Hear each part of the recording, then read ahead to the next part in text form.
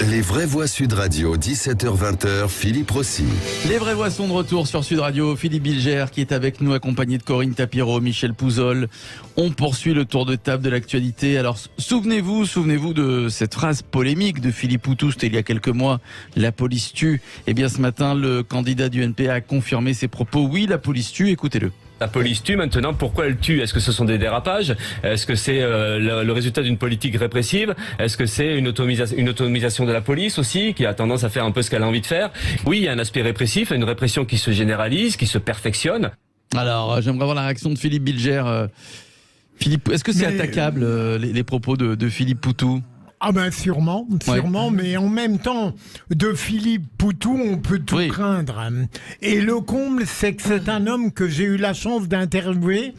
Il est obligé d'être en permanence dans une surenchère de gauche et d'extrémisme.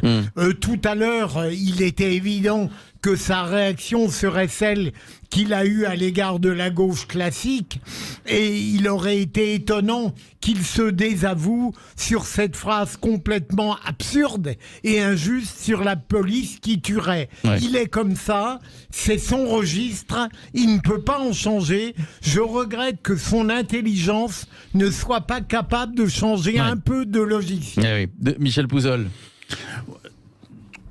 Je pense que dire aussi de cette façon-là, la police tue, c'est n'importe quoi. Il faut bien le dire. On peut déplorer des dérives parfois. On peut déplorer des bavures. On peut déplorer. Enfin, il y a quand même des systèmes de contrôle qui pénalisent les policiers quand il y a un manquement et quand il y a mais essayer de globaliser cette chose-là en disant la police tue. Moi, je comprends le slogan qui revient comme un vieux slogan de mai 68 et cette mouvance-là, mais c'est tellement en décalage par rapport à la réalité de la société. Oui, il y a une fracture de plus en plus grande entre la police et les populations d'un certain quartier, et cette fracture, elle se traduit par de la violence et parfois effectivement aussi des dérapages de policiers, mais au quotidien. Enfin, on a quand même vu des policiers qu'on a essayé de brûler dans leur voiture, on a vu des policiers dans des conditions pas possibles. Donc c'est maladroit, c'est idiot, ça ne nourrit pas le débat et ça ne permet pas d'avoir un débat serein sur qu'est-ce qu'il faut faire pour que les populations et la police retrouvent, je dirais, une relation qui doit être celle que tout le monde doit avoir avec la police républicaine. Corinne Tapireau, avant d'accueillir Johnny Jacob, qui sera avec nous dans un instant. Moi, Corinne Tapireau. Je suis toujours très très gênée avec l'espèce de complaisance avec laquelle on accueille ce type de discours. Moi, il me semble que M. Poutou a les idées courtes et les phrases qui ne sont pas chocs mais qui sont scandaleuses. Il porte, dès lors où il soutient ce genre de propos, il porte une responsabilité dans tout dérapage qu'il y a à l'encontre de la police. Il n'est pas acceptable que dans notre pays, et comme le disait Michel, dans certains quartiers, la police soit harcelée, soit violentée. C'est inacceptable. La police, si elle devait tuer au prorata de ce qu'elle est agressée, si on suivait ce discours, c'est assez choquant. Mais ça sert un autre discours, ça sert le discours des Traoré, où chaque bavure est montée en épingle. Il peut y avoir des bavures, il peut y avoir des erreurs.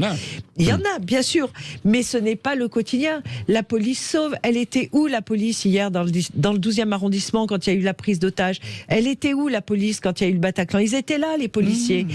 En janvier 2015, ils étaient là. Donc, on ne peut pas mettre tout le monde dans le même sac pour quelques brebis galeuses ou même pas des gens qui ont perdu leur self-control. Parce qu'il faut quand même avoir un certain courage pour pouvoir affronter ce quotidien compliqué. On va tout de suite avoir la réaction d'un policier. Denis Jacob est avec nous, secrétaire général d'Alternative Police. Bonsoir, Denis Jacob. Bonsoir Philippe Rossi. Bonsoir à vous. Alors que vous avez entendu, et j'imagine que vous êtes d'accord avec l'ensemble des vraies voix ce soir. Quelle est votre réaction de Denis Jacob? Est-ce que vous comptez, alors il est récidive, Philippe Poutou, il l'a déjà dit, la police tue, il y a quelques mois. Est-ce que vous comptez à Alternative Police à lui répondre judiciairement ou pas?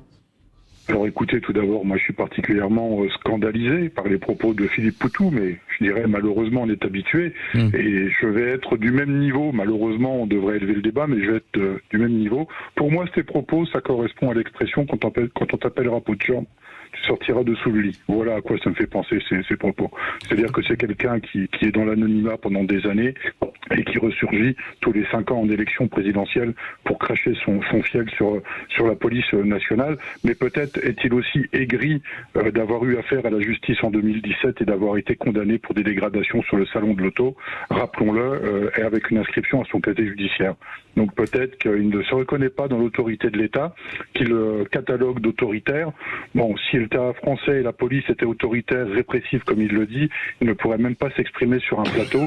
Il serait directement emprisonné comme on peut le voir en Chine ou en Russie. Alors il faisait surtout référence aux manifestations des Gilets jaunes, Philippe Poutou. Mais il fait référence à tout. Dès que l'occasion est bonne de s'en prendre à la police nationale, il s'en prend à nos collègues. Je lui souhaite de tout cœur, vraiment de tout cœur, et c'est sincère, de n'avoir jamais besoin d'avoir appelé la police nationale pour lui porter secours. Voilà, parce qu'il se rendra compte, je l'espère, que la police nationale, elle aide tous les concitoyens, quel que soit son bord politique, ses convictions, son a priori vis-à-vis de nous. Nous portons secours à tout le monde, et si malheureusement ça devait lui arriver, j'espère qu'il ouvrira enfin les yeux sur le fait que la police est avant tout une police républicaine. Et quant au dépôt de plainte, un syndicat de police ne peut pas déposer de plainte, il faut que ce soit le ministre de l'Intérieur. Ouais. Donc j'en appelle au ministre de l'Intérieur, et bien évidemment, à ce moment-là, nous envisagerons la possibilité de nous porter partie civile. Comment au quotidien, Denis Jacob, c'est qu'on a beaucoup entendu malheureusement ces derniers mois toutes ces agressions envers les policiers, alors agression verbale, mais agression physique aussi. Comment ça se passe? Est-ce que il y en a moins ces dernières semaines, Denis Jacob, ou ça reste quand même le quotidien des policiers?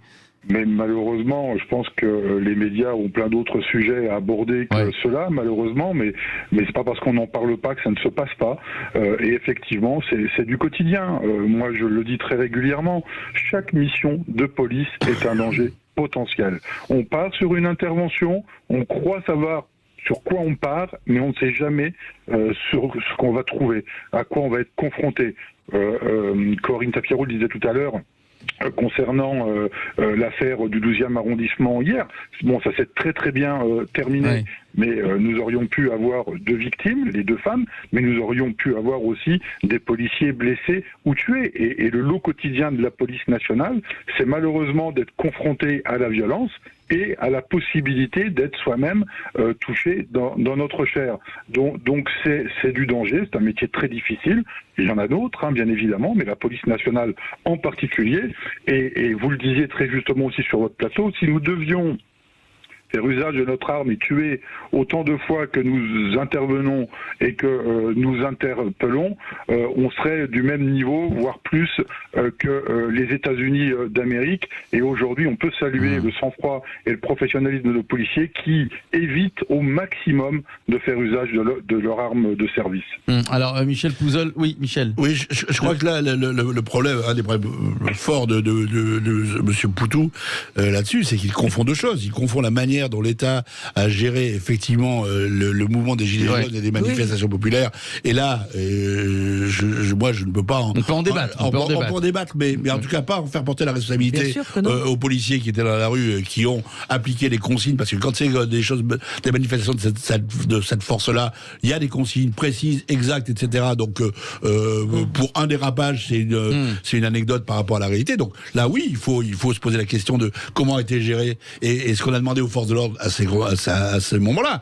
Et il y a des responsabilités qui sont engagées très fortes politiquement. Et je comprends qu'on le fasse. Mais confondre les deux et faire cette espèce d'amalgame comme ça, c'est se tromper de débat totalement et de réalité, à mon sens. Pour conclure, Philippe Bilger, vous nous disiez tout à l'heure qu'il était dans la surenchère, Philippe Poutou. Est-ce que vous pensez qu'il était vraiment sincère ce matin quand il a persisté, oui, la police tue?